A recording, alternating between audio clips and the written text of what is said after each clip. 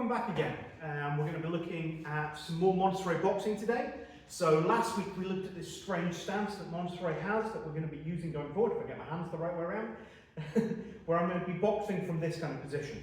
Hopefully as we go through today it's going to make a little bit more sense why we use that stance and how Monstery starts to deal with it. As I mentioned in the first video, Monstery is looking for a finishing knockout punch. He's not looking for consecutive small punches. He just wants to get in and deliver that big hit that's going to finish things.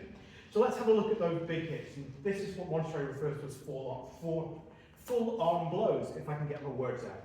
So from here, the way he does this, and I'm not saying I necessarily agree with every part of this, but this is as Monstery would teach it, I'm going to step forward into range with my front foot. If you think about, if I went out of range here, if I was going to throw a punch normally, I would step as I throw the punch. Monstery does it something differently, and as I step towards my opponent, I'm actually going to chamber my fist all the way down to my hip. Yeah? Trusting that this hand here can be used to deal with anything coming in from my opponent. And then as I bring the back foot up, I'm going to throw this fist out and up into my opponent. So it actually looks something like this, which means the force seems to be being generated on the movement differently from the punch, but I guess when you're delivering a punch that's moving through about 2 or 3 foot between where it starts and where it makes contact with your opponent, you have a lot of power behind it anyway. And he refers to these as full arm blows because we're coming right the way through the full range of motion of the arm. And the idea of this, the best way I can think to describe this is, if I'm imagining this is my opponent's face, the way my brain thinks about it, if I imagine a piece of like guttering, so kind of like a half tube running from my opponent's face and the other end is attached to my hip. And what I'm going to do is drop my hand into that and then run it straight up as a straight line up that until I make contact with my opponent and ideally keep going as much out the back as possible. Yeah? So this isn't an uppercut where I'm kind of curling and coming up. It isn't kind of coming up and out. It's very much in that straight line up through. And normally with a twist of the hip as I'm doing there, just to put even more power behind that strike. So step in and chamber, recover and throw a punch there.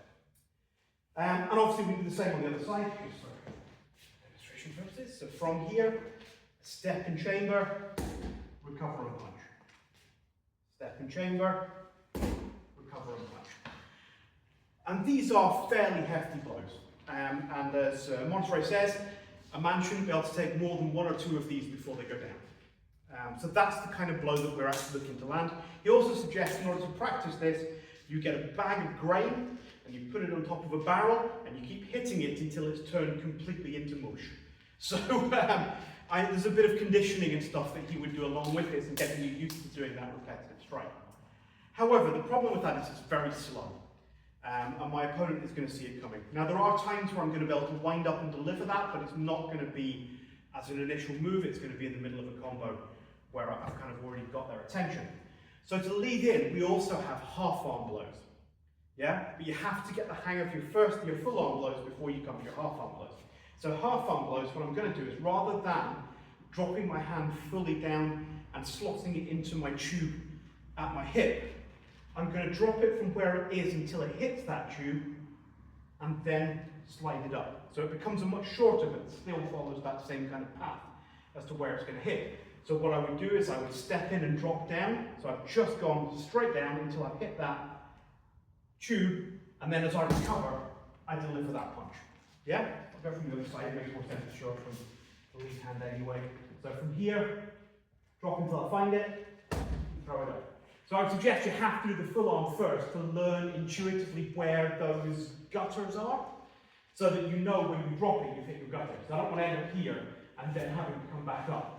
Yeah, I don't want to just drop too little and end up overextending this way. I've got to get used to this idea that I drop till I hit it, so that I know I'm going to be hitting head height when I just throw that forward diagonally. So these are the full arm and half arm blows that Monstery uses for most of his attacks. If I can get Michael just to be a target for a minute. Whoa, pick the tall guy. So from here, the idea of this is that when I step in to deliver this, that punch is going to come up and aiming to land either in the throat, or on the nose, or onto the side. And either that's going to whip the head back, or it's going to whip the head to the side, with the idea that I make the head wibble and they fall over. So I'm not looking to kind of get in and box and hit them several times. What I want to do is kind of get in, wade my way through anything that they're going to throw at me whilst I chamber up, and then just step through with the finishing blow that ends the fight then and there. And that's kind of the principle of how Monstery works. We're going to look at it a bit more as we go through next week when we start looking at how we're going to block this and start building up kind of back and forward and all the rest of it. But it's really important you understand those half arm and full arm blows and how they fit in with that stance. So hopefully that's made some kind of sense, and we'll keep picking up on it next week, as I said, when we start looking at how we're going to defend against these and build a bit more into the system. So until then, have a good week, and I shall catch you later.